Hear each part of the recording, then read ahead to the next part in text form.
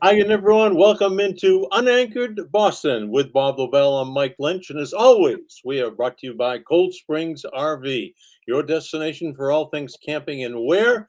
We're in New Hampshire, of course, and the great George Gray. The big wheel, we call him at George Gray's Lexington Toyota 409 Mass Ave in Lexington. Well, we've got one of the greatest guests we've ever had. We bring him back Wow. because we just love Wow, that's pretty good. Wow. Really, have we voted on that yet? I have voted on it because us North Shore guys, we stick together no There matter you what. go.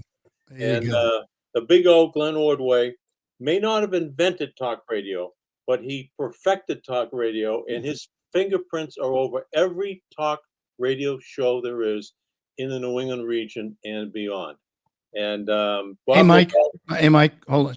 Don't screw this up now and ask Lobel to do the introduction. Thank you very much. That introduction right there, I couldn't ask for more. How much money do you want on that? You wouldn't Right. get any more. No. Right. And now you're going to pass it to Bobby, and Bobby's going to screw it all up with an No, intro. I'm just going to say I'm not probably gonna the pass it inventor over of today. 24/7 No. all talk radio. again, that's why you're the best. That's why you perfected it, because you said, Lynchy, before you make a mistake and handing it off to Lobie, don't do it. So I'm not going to do it. Don't do it. So big O, Glenn Don't do Ordway, it. Thank you. pride of Lynn Classical, pride of everything else. Yeah. Bell's yawning now. See, he's mad because he doesn't. I'm not mad. No, don't think I'm mad. I think you are. Okay, maybe a little. Just push that panic button behind you, Bobby. You'll be fine. So the big O is on it. Spot Big O. We got so much to talk about. Let's do it. Let's start with our favorite. First of all, how are you doing? I'm doing great. That was a weak introduction. I'll tell you that. How you doing? Oh, now you're going to grade the introductions, huh? No, go ahead. I thought his introduction was superlative. Matter of fact, I might say some nice things about Swampskit now, which I've never done in my entire life. You know, the introduction was so good. Glenn, I'm great, guy. I'm great, guy. Just take the win and don't be celebrating. Thank you, Lobie. Yeah, everything is good. Everything is great. I certainly miss Boston. We get back there. We go back and forth. But I'm in Arizona right now where it's about 104 today. Dry heat, right? Dry heat. Yeah. Bob would be great on the golf course today. No question about it. But no, and I miss the business and I miss the juices. I'm sure you guys do. I mean, we were in it for such a long period of time and every single day, and feeling that pressure of what was happening.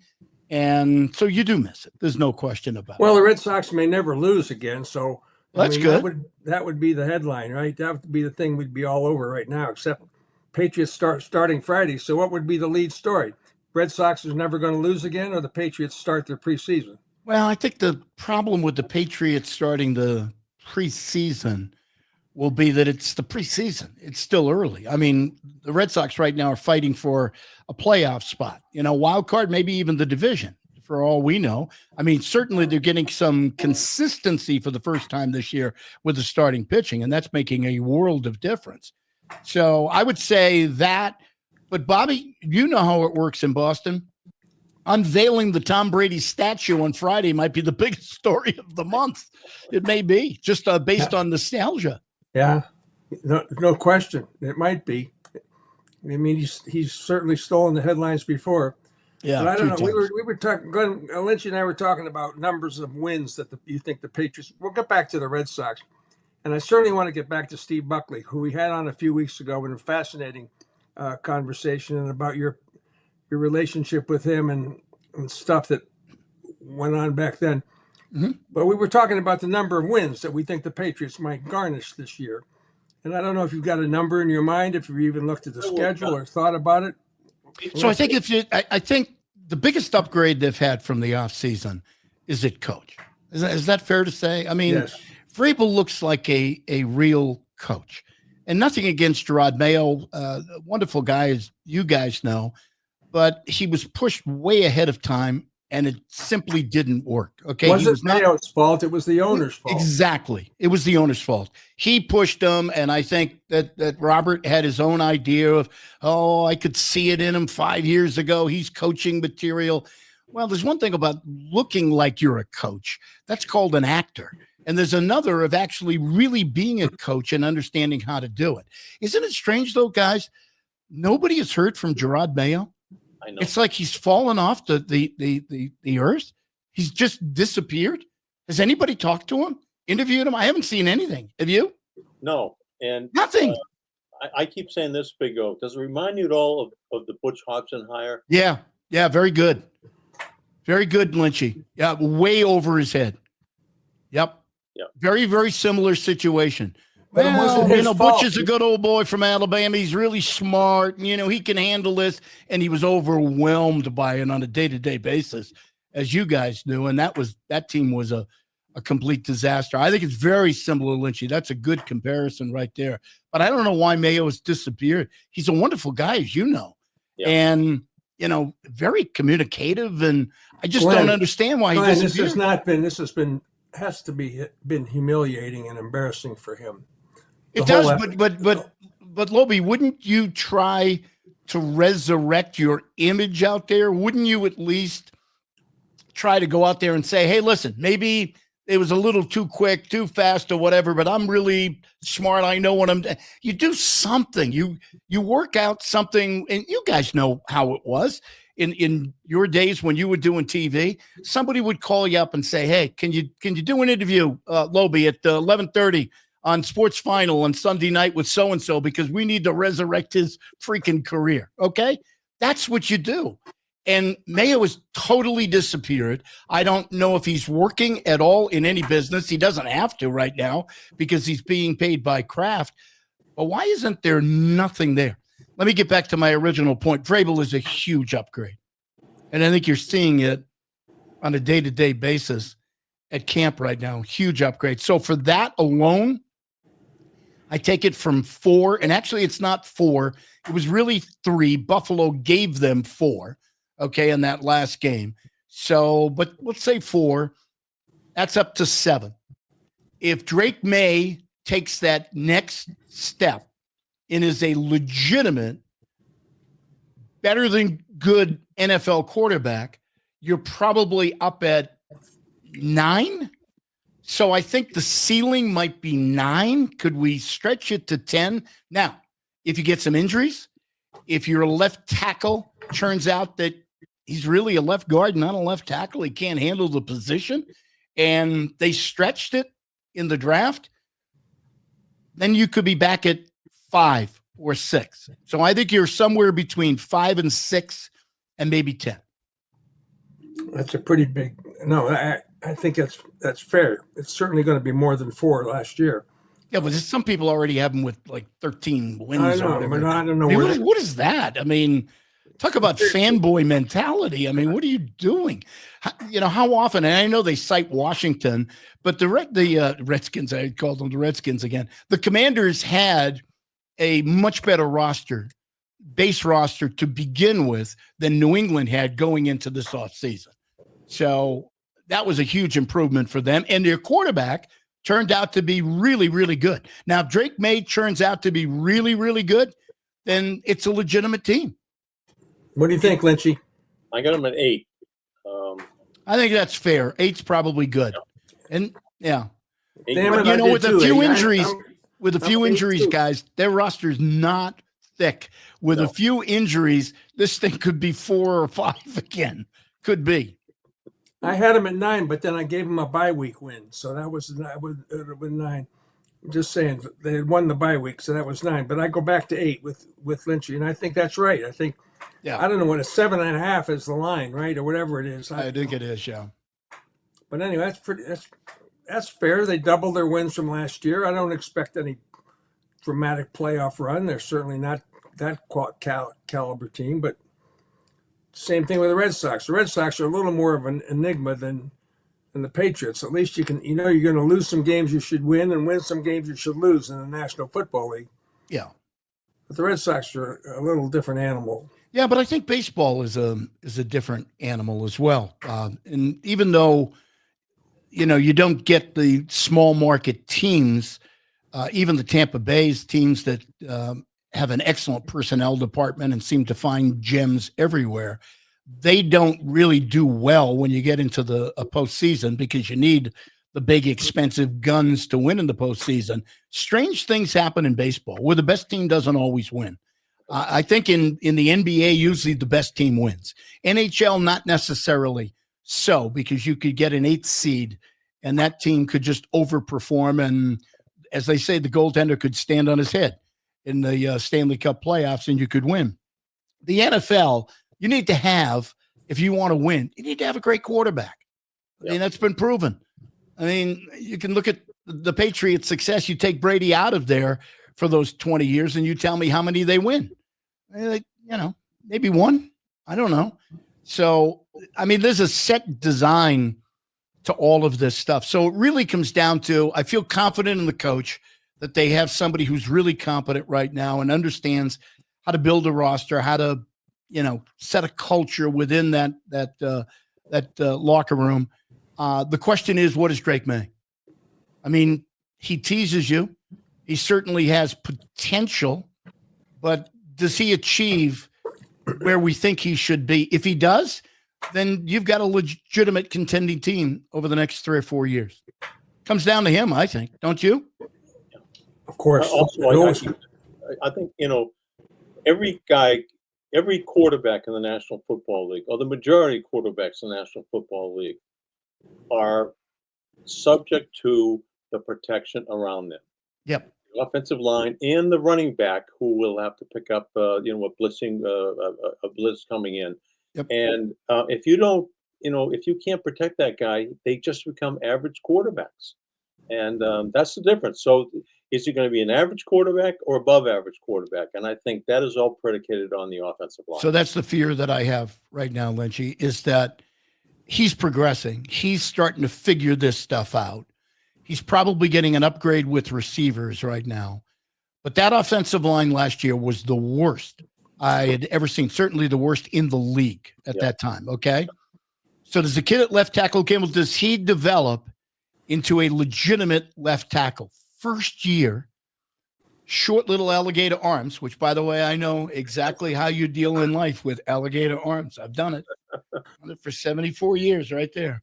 That means so, and what do they do? And what do they do with Moses on the right tackle, who's already having some physical difficulties? So if that offensive line doesn't hold up, you're right, Lynchy, then it's not going to be Drake May's fault, but Drake May is not going to be able to take that next step. And that's going to be a problem. You should bring Hannah back. Just bring him back just to be able to play. That's a good point.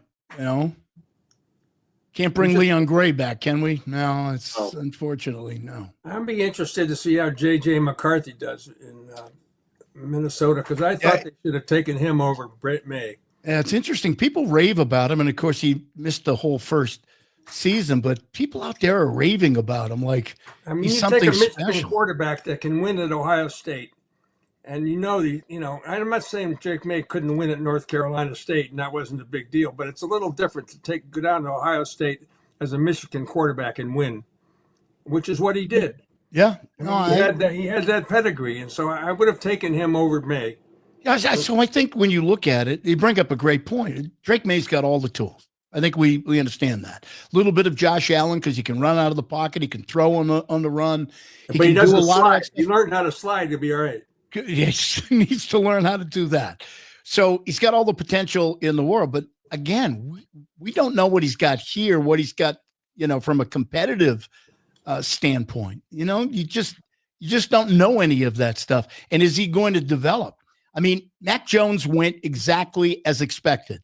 He came out of the draft. He was the guy in the draft most suitable to have immediate success in the National Football League, but he had a low ceiling. And so there was only so far he could go. And he got there in the first year. He made the Pro Bowl the first year. He got that ceiling in the first year.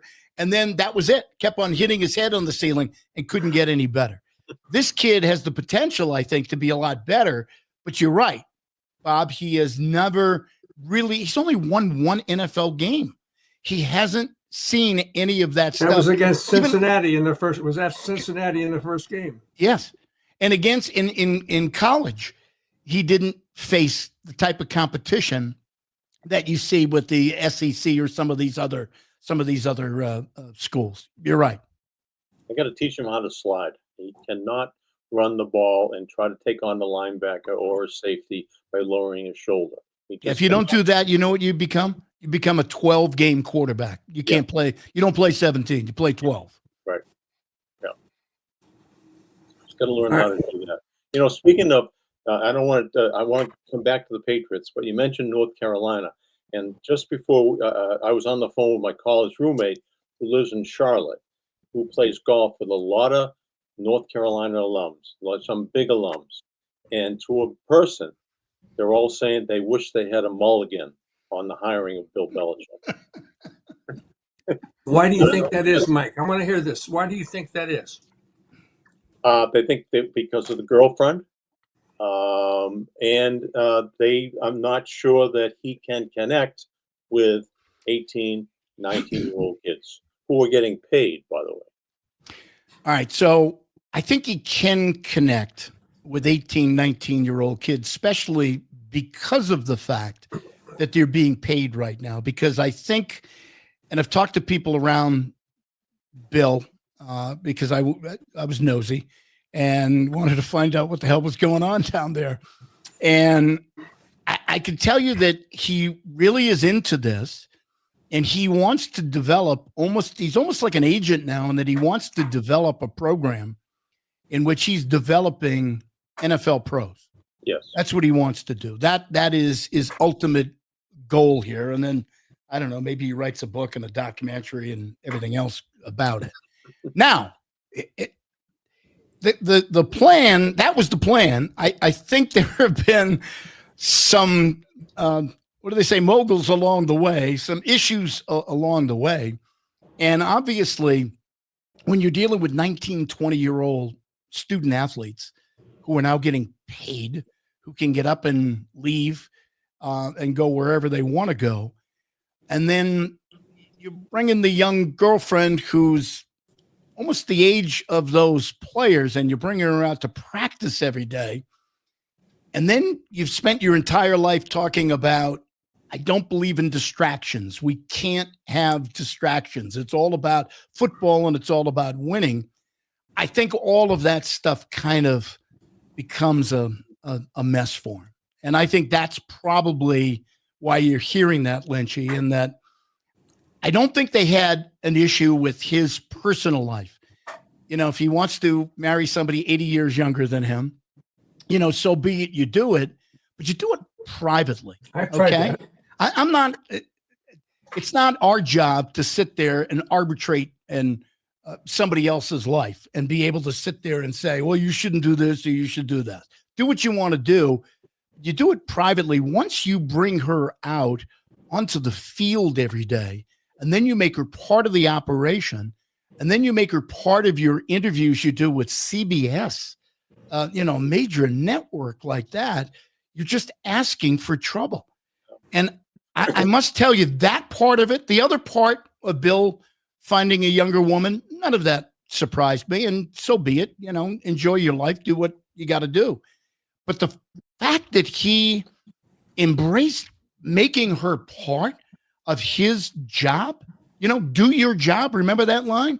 Yeah. Suddenly she was part of doing his job. That didn't make any sense to me. And I think that's the error he made. And that's the problem he's having. And I'll give you one example of why I think you're absolutely right what you're hearing, Lynchy. I know Mike Lombardi a little bit. Mike was a regular on my show. Mike is a disciple of Bill Belichick, loves Bill, can sit and talk for hours about Bill and Bill's techniques and everything else. Has anybody heard from Mike Lombardi lately? No. Mike Lombardi loves to talk.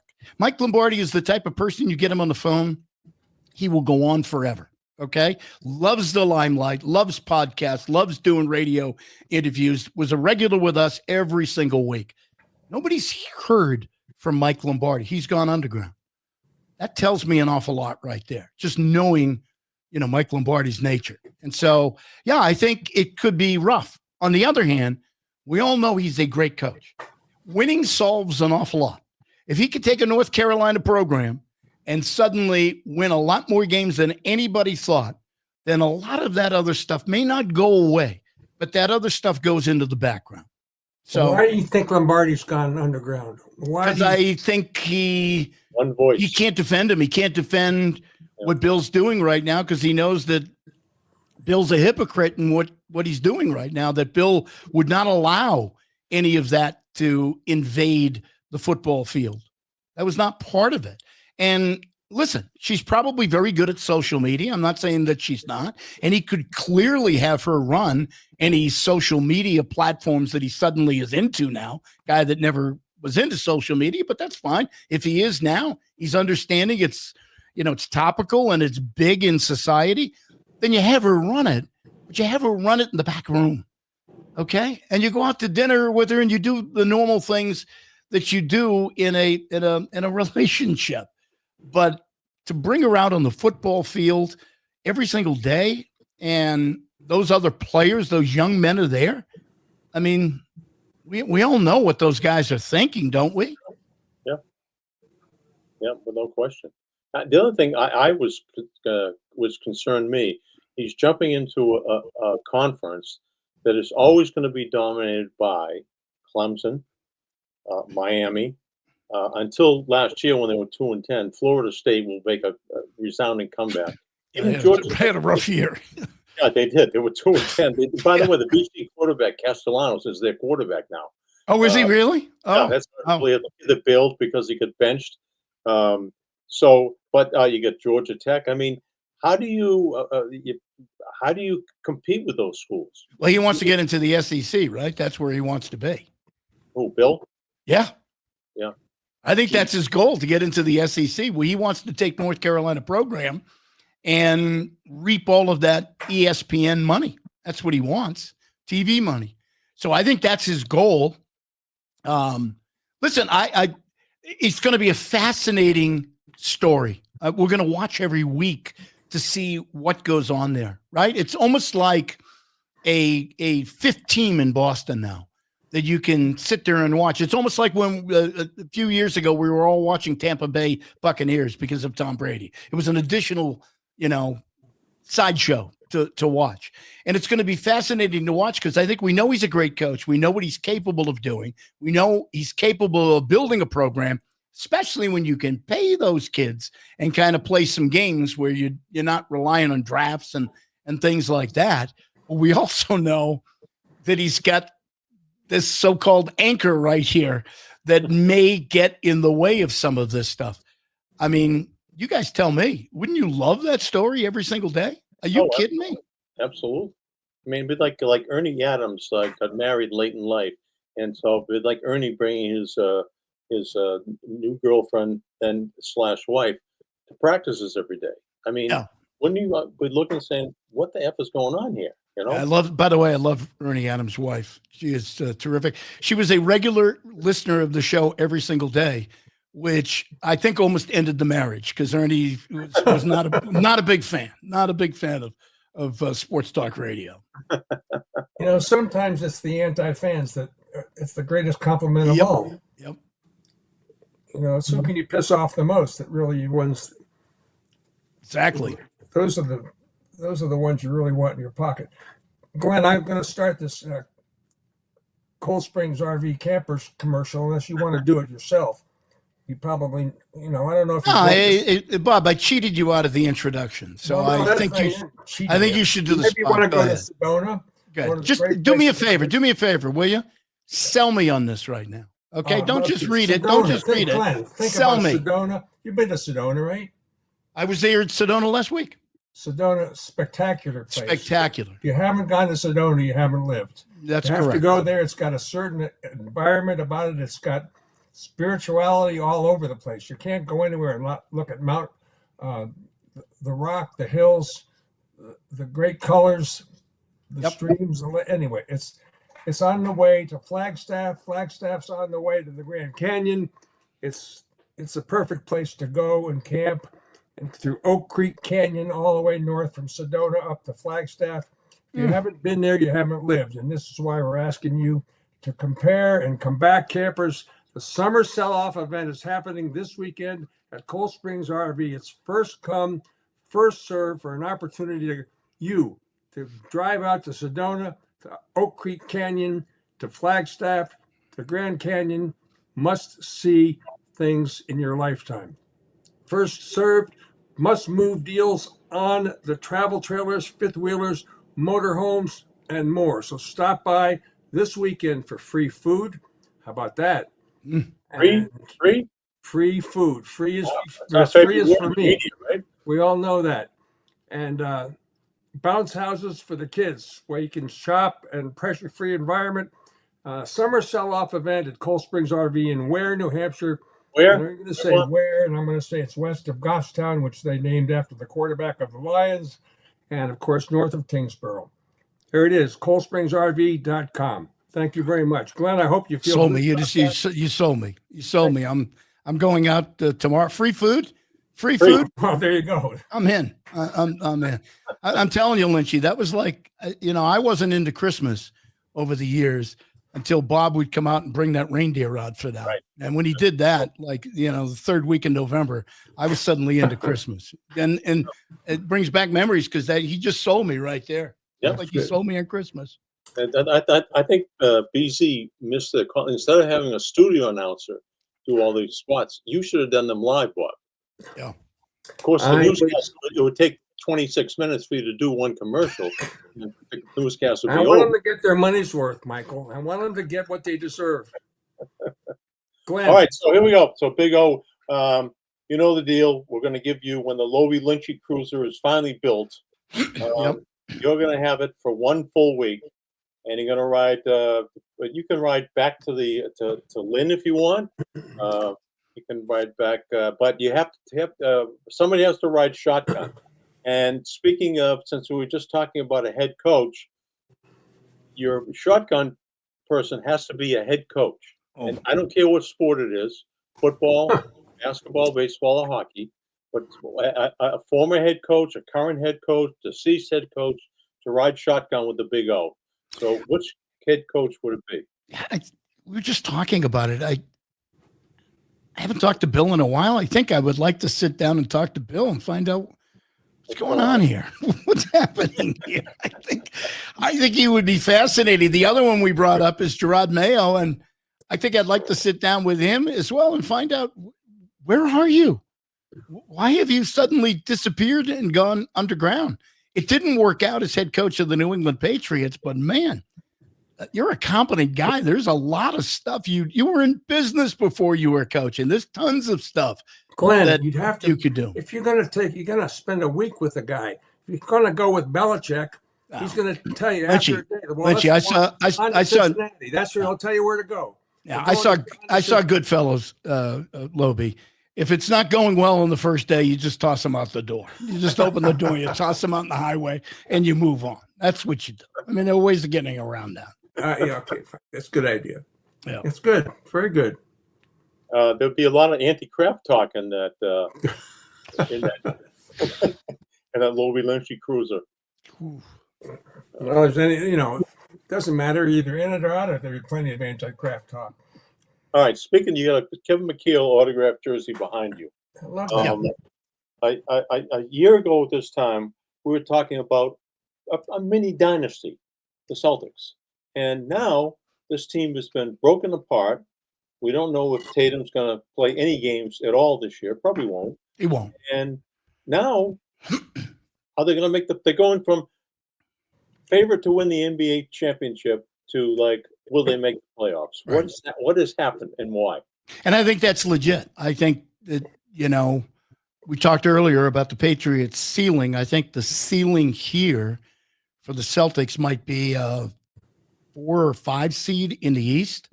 And obviously with an injury or two, especially if they lose, Jaylen Brown or something like that. I mean, you're suddenly probably fighting to make the playoffs. So the answer is it's all part of the new collective bargaining agreement. And the way the NBA works right now is you throw all the money in the pot. You go into the first tier and then into the second tier of spending in luxury tax money to the league. And you do it to give you a 3-year window in which to win championship or championships, plural. That's what they did. They failed in the first one when they lost to Golden State because they were ready to win that year. And matter of fact, they were up 2-1 in the series and had a lead, if you remember, in game 4. So they were in a really good position. Then they come back, they win the championship. And then this happens where not only are you in the third year of that window in which now you got to start taking money off the table, and not because the owners are cheap, because I've heard an awful lot of that. I know Felger likes throwing that out there. Oh, the owners are cheap. No, you got to understand the rules. You got to read the rules, Felge. The rules do not allow you to do anything. You can't make 2-for-1 trades, 3-for-1. You can't do any of that stuff. You have no exceptions. So you can't add players at a mid-level exception. You can't do anything. You basically are signing guys in veteran minimum. And those are guys that's supposed to be the 9th, 10th, 11th, 12th, 13th, 14th player in your roster. You're signing him as the 4th, 5th, 6th, and 7th guy. So now on top of everything else, you lose Tatum to a major injury that is going to keep him out. I would say they keep him out for the entire year. He may be physically ready to come back in March or April, but at what percentage? And why would you take the chance? Here's the problem going forward that I know is going to piss off a lot of Celtic fans. They are still not going to have liberties at the end of next season to go and make major moves. Won't have it. The year after, 2027, that's when they'll make their move. And I think what they're doing, guys, is they cleared some of the books right now to give them a little bit of flexibility. Still doesn't give them much now, but it will set them up for flexibility in the future. And so you have Tatum, you have Brown, Pritchard right now, and you have White. So those are the 4 guys. You're looking at 2027 in that offseason of being well under the cap number with those 4 guys that'll give you money to go and find another excellent player, another very good player. You'll have, and then you have another 3-year window because Tatum and Brown are still young enough to be able to give you that 3-year window to win again. That, unfortunately, is the NBA. That's how it works. Oklahoma City is going to face it in 3 years. That's how it works. There's no getting around it. And people who think that you can do what the Celtics did in the 50s and 60s, or even in the 80s, you're out of your mind. It doesn't feel exist like anymore. sports to me. The rules don't allow it. And Bob, here's the biggest problem. I don't think the rules are that confusing. I've heard a lot of people, and I think it's a media cop-out when they sit there, the cap rules. Well, you need to. If you're into business, you need to know the rules right now. You got to understand at least the basics of the rules. You can't go on the air and start shouting out, oh, this owner sucks, or this team is not willing to do. At least understand the rules. So you can sit and say, they're cheap. And I don't know, maybe this new owner, Bill Chisholm, is looking at it saying, oh, this is great. Shit, I can save, $100 million, $150 million. That may be true. But even with him paying the money, he can't go out and win right away. It doesn't sound like the system won't allow him. I agree. You mentioned one thing, Glenn, and I love to hear you talk about basketball because it brings me back to you and you and I both worked with Johnny Most. We did. You worked with him much longer than I did. And I was going to say, why wouldn't you take Johnny Most on your trip across country? Cold Springs RV? That's pretty good. That's pretty good. Take Johnny Most with you. That's pretty good. I know he's not a coach. Let's bend the rules here. Hey, Bobby, think of how much secondhand smoke I would have at a cruise across the country. We had this one clip I got to play for you with you and Johnny and his pants on fire. Okay, just hang on a second. Why don't you guys play this and let Glenn hear this and Lynch hear this thing? Lighting us up on fire here. He is lighting us up on fire. I got me. I still got me. There are flames firing here. Johnny, your slacks are on fire. I hate to tell you. We'll take a break. I burned myself in 2 places. We'll take a break as we try to put Johnny's pants down. Now it's up to 6 alarms. The Celtics beat the Milwaukee Bucks 123 to 104. And they were on fire tonight. You're on fire, John. And the Celtics were on fire as well. If you think they were hot, you should have felt what I felt. We have had some bizarre things happen over the years in the broadcast booth. There have been a lot of people, including myself, drenched with coffee. There was a night in New York where Johnny lit his chair up on fire. But this is a first. Johnny has lit his pants up on fire.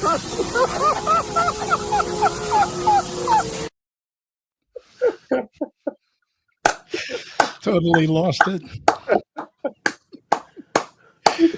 You can't make that up. No, so I put the fire out. I want people to know because some people think I was the one. Well, don't tell us how.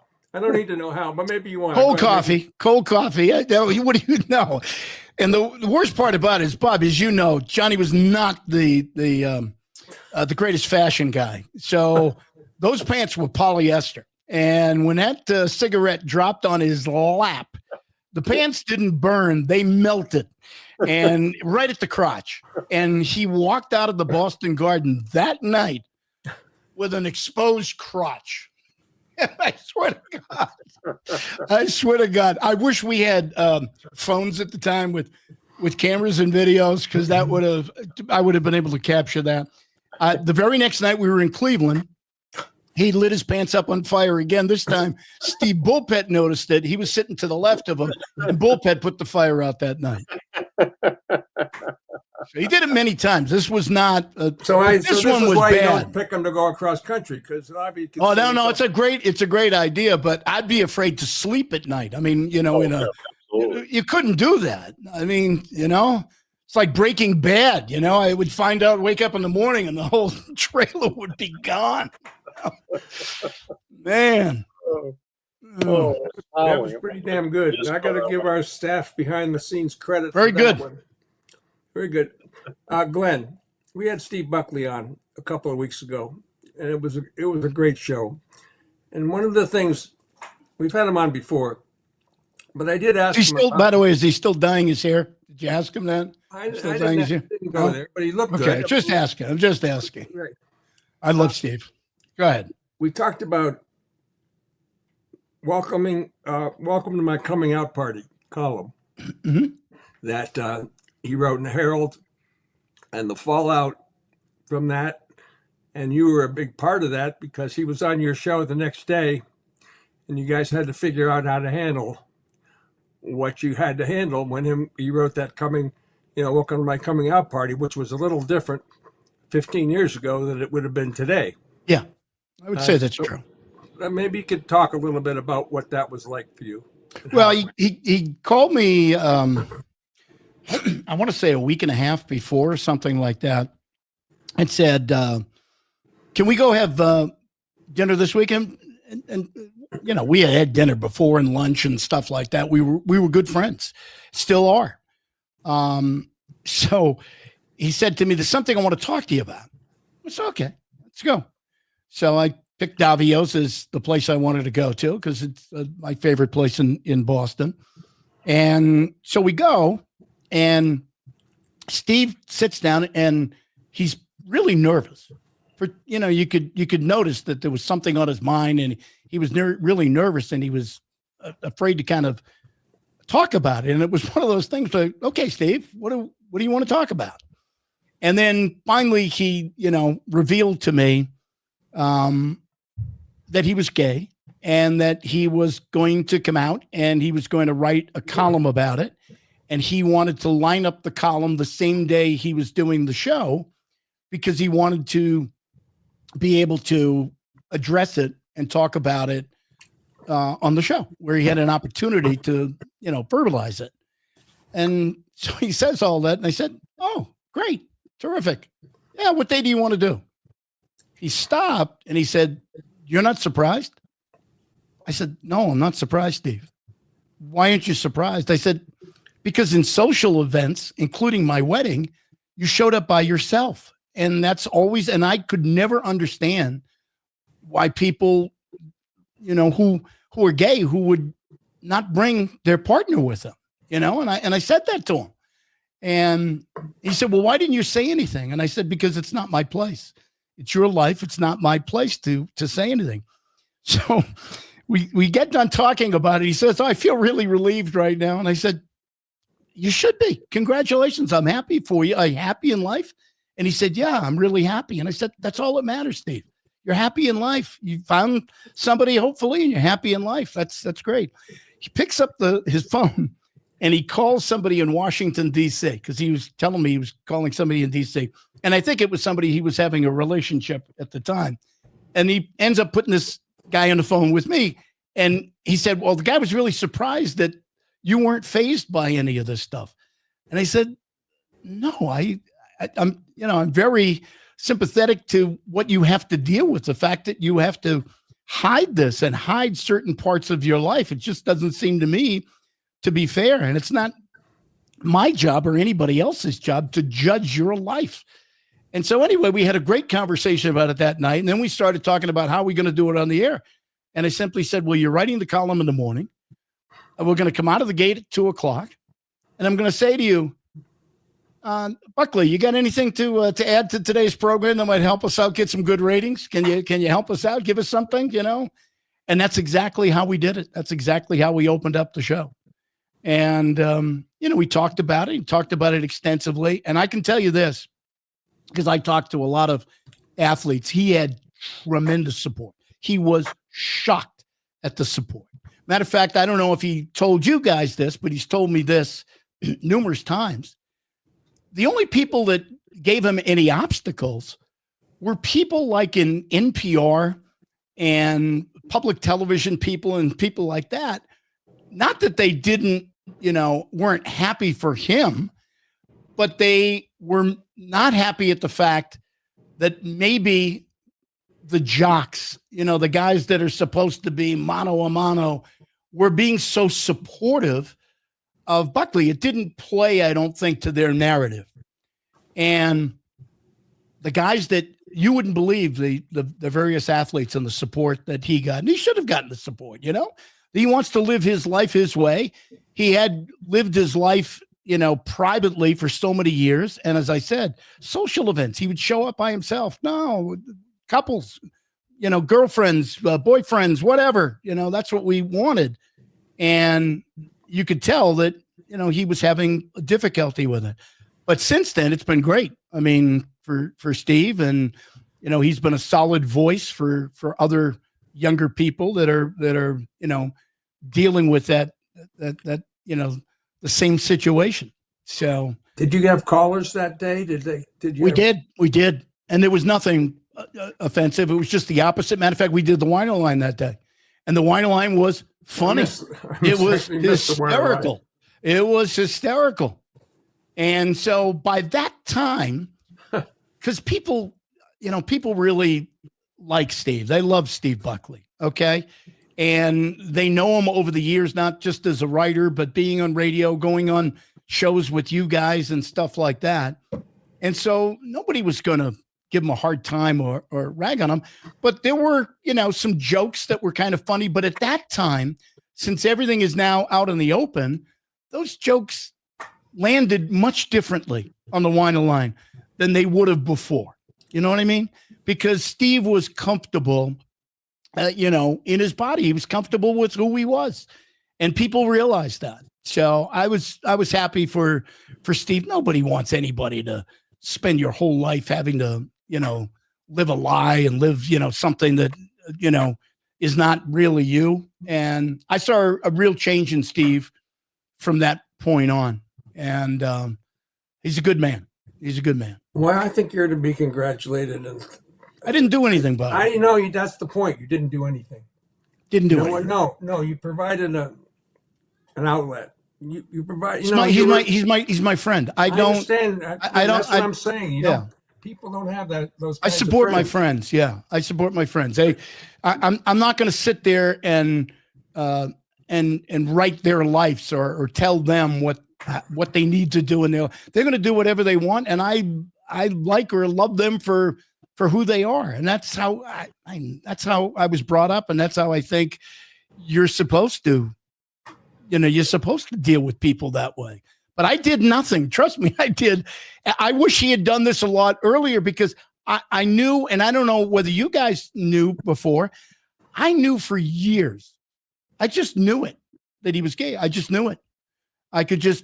Sometimes you can just tell in interaction, especially at social events, as I said, when he would always come alone And that was so foolish looking back. And I even said it to him. I said, you know how foolish this was that for all these years, you never showed up at a social event with somebody. I mean,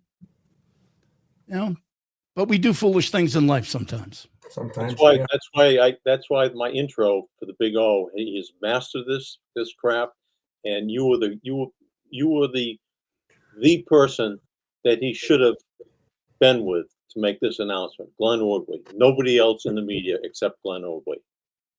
The funniest one is when we had that dinner that night, he was shocked when I had no reaction.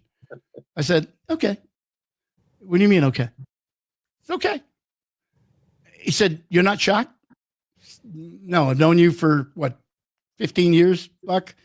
That didn't surprise me. I expected it. So, yeah. And so I'm glad he was able to, relieve and release that part of his life and be able to be who he wants to be. I mean, which is good. All good. The Big O is a graduate of Lynch Classical High School. He has plenty of Greek blood in him. And this is the 75th anniversary of the passing of Harry Agganis. Is it really? Yeah. There's going to be a big gala on November 1st where Mike Agganis is going to be there and a lot of his friends. But you grew up hearing about Harry Agganis. Just tell me what that was like. Go ahead. They're gonna have a lot. They're gonna have a lot of baklava at that event, I'm sure. But Harry Agganis grew up probably about a quarter of a mile away from where I grew up on Tower Hill, which was going toward Saugus on Boston Street. And so, as a kid, I knew where his house was, and so. Yeah, that's when I was in high school, I played football, and the night before the Thanksgiving Day game every year, they would bring out the old projector, they put the old film in there, and they would show us to give us inspiration, old, films of Harry Agganis. And then we'd go out the next day and get beat 21-7 or something like that. But they would show us all of that stuff. So there's no question. You couldn't go to Lynch Classical High School without knowing who Harry Agganis was. And it was just part of the whole culture of growing up in Lynn. Yeah, he was something else. Great football player at BU. Could have gone to the Cleveland Browns, but his mother was a widow, correct? Right. And he wanted to stay home with her, and he stayed home with her and played for the Red Sox, and played maybe a season and a half before he died suddenly at the age of 26, I think, in 1955. Yeah, and with something that, if it were years later, he never would have died from, and at that time it was a different time medically. Catch something and you get into trouble. But yeah, no, Lynchy, that was a guy that you heard all about. I'll give you the other one is Tony C. Because there was this park near me called Berry Park, and he was on that post. Connor, 06. He was on that team, and I used to go out to that park and watch him hit. And so I was watching him as a kid go out there and hit, and then obviously we know where his career went, and obviously got to know him later on, and actually sat down and did like an hour and a half with him, which I wish I still had the copy of, an hour and a half interview when he made his comeback.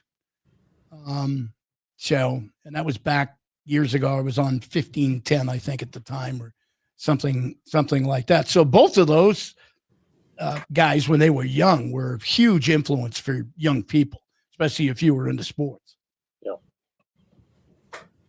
Glenn, what do you, how would you compare sports talk radio today to what it used to be when you and I and Mike were doing it? It's funny. I saw the article in the Globe this week.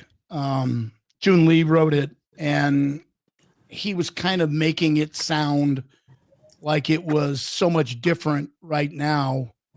And he was citing Felger and Maz and how critical they were of owners and teams and whatever. And that is not how it used to be. And I would say either he's too young to remember, or he hasn't talked to enough people about it. You can see it right behind Bob Lobel, who also was doing talk radio at the time. He had a panic button. Do you think the owners of the Boston Red Sox like to see a guy and hear a guy on radio with a panic button behind him? I think we were just as critical. Matter of fact, I would say before 2004, we were more critical. I think that the fan base now, because these young people that have grown up starting in, 2000 right up until the present time, they have seen a period of success like something nobody else has ever seen in any city in the country with their athletic teams. Every single one of them has had tremendous success. And I think that they are far more positive than what your what we were before 2004. Jared Carrabis did not exist before 2004. That young person was angry because not only had he never seen a World Series championship, but his father hadn't and his grandfather hadn't. Okay, it was 86 years. So Carrabis didn't exist then. Today, he can play both sides of it, and I think he does. I think he does a clever job of being positive when it's positive. And if he is suddenly, like he was days before the trading deadline, a little woozy, he'll tell you, okay? You couldn't do that before 2004. If I went on the air, if you went on the air, Bob, Mikey, you were doing talk as well, radio, back at 1510. If you were to go on the air when the Red Sox are falling apart and you're sitting there going, oh, everything is fine, everything is wonderful, everything, that didn't exist. We didn't do that. So I don't know where that narrative of the story comes from. I think Felger does a great job of playing that critical negative role, which I think you have to do in talk radio. And the yin and the yang. And he does a terrific job doing it. He's obviously had tremendous success doing it. But I think if anything, if we're looking at the difference, I think the audience itself is far more positive. And I think the audience is splintered right now because a lot of the fan base that really love their teams don't want to hear a negative word about it. We were just talking about the Celtics. I have friends and I'm sitting there telling my Celtic friends, yeah, don't listen to anybody who tells you they're going to get better in 2026. It's going to be after 2027 before it really happens. They go, no, it can't happen, because I think there is a real positive vibes because the teams have been so successful now. And that's why a lot of the audience from radio, I think, has drifted and got to podcast, where they can sit there and hear somebody talk positively about their team for an hour. They don't want to hear a lot of the negativity. So I don't know where that column came from, that suddenly it's okay or it's a good thing now to be critical. Don't you guys agree that it was always critical, and before 2004 it was more critical? No, you had to be there. You had to know. Isn't this a big difference? Yes, big difference. Huge. This is huge. So someone on their lunch hour has 6 dimes in his pocket, and he can't hold anymore. But someone driving in their car, they can't talk unless they have one of these. Once these things came in, changed everything. Everything was to change for you, right? Yeah. Yeah. How did people, Glenn, I always wondered how the hell people called us from home. I mean, were they listening to a radio and had to dial it from their phone? I mean, that was a chore as opposed to using your cell phone. I don't know if you remember, we did this in 2003 after the Red Sox, that Pedro out there on the mound and Tim Wakefield giving up the home run in Yankee Stadium, which I'm sure you guys were there. I was there. Shortly after that, we actually did a day where we would not take any phone calls because we took them for a week and people were just blasting the manager, wanted him fired, which I think he should have been fired. And I said that at the time. You can't get away with something like that and not make that move. You had to realize Pedro was gassed. So anyway, what we ended up doing that next week, because I'm sitting there going, guys, this really sucks. All we're getting is negativity now. are we going to ride this for? And at that time, the Red Sox, you could talk to Red Sox every day for 365 days. But I said, we can't do this. We have to do something else. So I came up with the idea of let's talk with a positive fan out there. And we started calling nursing homes and seeing if we could find any survivors out there who actually remember the Red Sox winning in 1918. So we actually did that. We couldn't find any. I can tell you that. We never found any, but we tried to do that.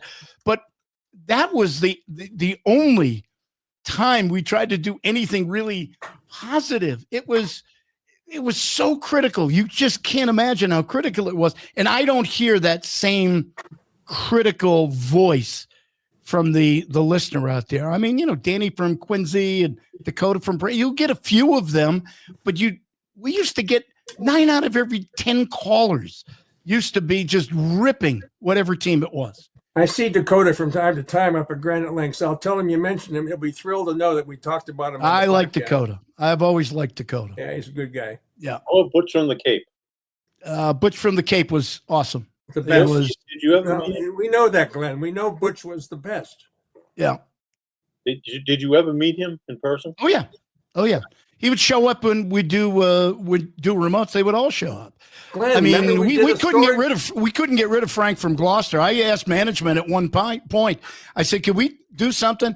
Could we go out and do? I don't mind doing these remotes, but is it possible that we don't advertise them and don't let the public know where we're going to be?" Because I know Frank from Gloucester is going to show up. Butch from the Cape became such a personality, as you know. We went down and did a television story with him. I remember. Your I do remember with him. I do remember. I mean, it was amazing. Yeah. They were, those people develop, unique talents. But I think you see it today in society. You probably don't see as much of it. I hear some of it on some of these sports shows. But a lot of these people are making money now as YouTube, content creators. And they've got talent. I mean, think about that in the old days. Frank from Gloucester might have a following. If he had, his son or somebody could put together a little a podcast for him or a video blog, he could have a little following. Same people today. Unbelievable. Love it. Let me get one more spot I got to get in right here. And it's his birthday, by the way, George Gray. And how about Happy that? birthday, George. Yes, happy birthday. If you're thinking about a new vehicle, there it is, George Gray and Robert. Who's the other guy? I don't know. That's who's that guy? Did you know? Looks familiar. Have you heard a good story about Chet Curtis's 50th birthday party? It was held in a hangar at Hanscom, and it was a surprise. Chet was out flying his plane, and we were all in the hangar. And the plane came in, and the doors opened, and here comes Chet, and we're all hiding in the hangar behind everything. And he gets out of the thing. We yell, "Surprise, surprise." He goes, "Oh, my goodness." So Emily Rooney was our news director. I remember Emily. And so Bobby Orr comes over and says to her, says, "Hi, Emily, how are you?" And she goes, "And you are?" Oh. So we had T-shirts made up, "And you are?" No. Maybe the only person on the planet who doesn't know who. Yeah, I think I had a couple of conversations over the years with Emily Rooney when she was doing the Greater Boston show, and they were doing all those media stuff on Channel 2, because she was criticizing us for a lot of stuff dealing with sports. And then when I would sit down and actually have the conversation and try to explain to her what we meant by it, she had no idea what we were talking about. So she was talking a lot about sports related stuff, but as you just pointed out, she didn't know anything about sports. Well, don't forget her father she came from good she stock did. With Andy Rooney on 60 Don't say good genes this week, Bob. You can't say that. Oh, no, that's right. It's it's a bad time to say good genes. You have good genes, Bob. We're not talking about it. Emily was married to Kirby Perkins, who died while playing tennis over at Longwood. Right. So we had a memorial service for him over at Longwood. So I saw Emily there. I hadn't spoken to her since Kirby passed away. And I went over and I went to give her a hug and say I was sorry. And she pushed me away. She says, "Who are you?" I said, "Oh, my God." It wasn't Emily. She had a twin sister. We didn't know. Oh. So Emily's sister thought you were hitting on her. Well, he probably was. Dirty old man Lynchy. Jesus. There's a lot of dirty old men running around. Anyway, so in the studio. Yeah. Hey, thinking about getting a new car, go where Lobel and Lynch go. Go see our good friend, the birthday boy, they call him, the big wheel, George Gray at George Gray's Lexington Toyota. We've been customers for years because we know that George Gray will treat you right. They're family-owned and operated dealership that we trust and you can trust as well. Go see the birthday boy, the big wheel, the great George Gray at George Gray's Lexington Toyota, 409 Mass Ave in Lexington. And don't give George a hug because I'm pretty sure he doesn't have a twin brother. And so if you want to give him a hug. But don't give Emily Rooney's twin sister a hug because she won't like it. Glenn, thank you. Thanks for being with us today. Anytime, guys. You know, we go way back and we're out there in the trenches in the early days. I don't know if you know the story, Lynchy, but Bob and I came into the Boston market the very same day. Wow. Very same day into the Boston Why market. can't we get players like that? Exactly. It's a good point. Why can't we get radio hosts like the Big O anymore? You know, Makes me think. I think they're out there. You know what would happen if we all went to one of these radio stations and said, "Hey, we want to do a sports talk show." Would they think they'd hire us? Probably not, right? Here, not to make your show longer than it is today, but the biggest problem you have right now, I think, with radio is that the whole business is changing. And I tried doing a podcast back in 2013, and it was ahead of its time. And we were getting some decent numbers out there, but couldn't monetize it. And because people were still very much into radio. Yeah. And I think it's all changed right now. So if you went to a radio station, first of all, you're going to go to a station that probably doesn't have a great audience, because the only station that really has a great audience right now in Boston is 98.5. And they're fine with what they're doing. So where are you going to go? And then who are you going to attract? Because people are now, they're on to streaming. They're on to a different medium now. It's no longer radio. I think radio is in serious trouble, Bob. I think you're seeing it with network TV. You guys were, prominent every night at 6 and 11. Oh yeah. Go look at the ratings and look at those numbers now. They have like 1/6 or 1/7 of the audience that you guys had. You know, and the sports guys are lucky if they can get a minute and a half. Yeah. You know, because we got weather coming in, like weather doesn't change in New England. We got a weather front coming in or whatever. So I think it would be difficult to do. I think this is the medium where everything's going, and I'm getting bored. So I think I'm talking. We'll see what happens here in the future. Well, I think we all will agree in a closing line that we were very fortunate to do what we did when we did it. No question. As Trump says, it was the golden age, right? That was the golden age of. It was the big, beautiful, big, beautiful golden age. Beautiful golden age. That was beautiful. It was. And let me ask you this, Bobby. If we could now tell, because you guys do this podcast every week, and you get interesting people and fascinating stories. I was glad to see Jackie Parker, who's getting recognized as he should. A great coach. Show. And then you talk about college hockey. College hockey is not that big across the country. It was huge in Boston, and Jackie Parker was a big part of that. So I applaud him. And he also used to get pissed off at me years ago because we wouldn't put him or people from BU on the air because we knew we could only talk about the Red Sox. That was it at the time. But if we could sit down and actually, because who knows how long we're going to be hanging here on this good old planet of ours. If we could really tell the stories, the behind the scene stories of stuff. I mean, you told one today. We talked about, the Johnny Mo stuff, but there are so many different stories. I'm sure stories that you have, Bob, working with Guy Manila, stories that you have, Lynchy. Lynchy, by the way, when I got fired at 1510, he got hired. I think I told you the story before. And he called me up apologizing. He said, "What are you apologizing for? You didn't fire me." Oh, I'm so embarrassed because you were so nice to me and so welcoming to me. And all of a sudden they said, I "We didn't know that, decided Glenn. I'm to glad you move told me that, Glenn. We won't forget this. Hey, I'll give you a name you'll remember, Lynchy, who's living out here now, moved. Tom Scher. Do you remember Tom Yeah. Scher? I Tom do too. Scher was big radio guy in Boston, worked with us Yeah. at 1510. And then he moved to Chicago because he knew there was no upward advancement there. And he became like a big radio and TV star out in Chicago. He's just recently retired. He's now an agent for broadcasters. That's what he's doing on the side. And I've gotten together with him out here. And so he's got, not only does he have stories, we show up for the first lunch. Okay. He brings a file folder. He has a file folder of internal memos. These were before emails. These were memos. These were actually typewritten and handed to you as an employee. He had stuff where he was being chastised by the owner of that 1510 station, Joe Scallon, Remember him? who was having an affair with one of the employees on the air, that woman Joy Brown, who became a big, huge national star. And Tom Scher shows up with these memos with like details of stuff that Larry Claflin memos and Cliff Keen memos. He's got a whole file.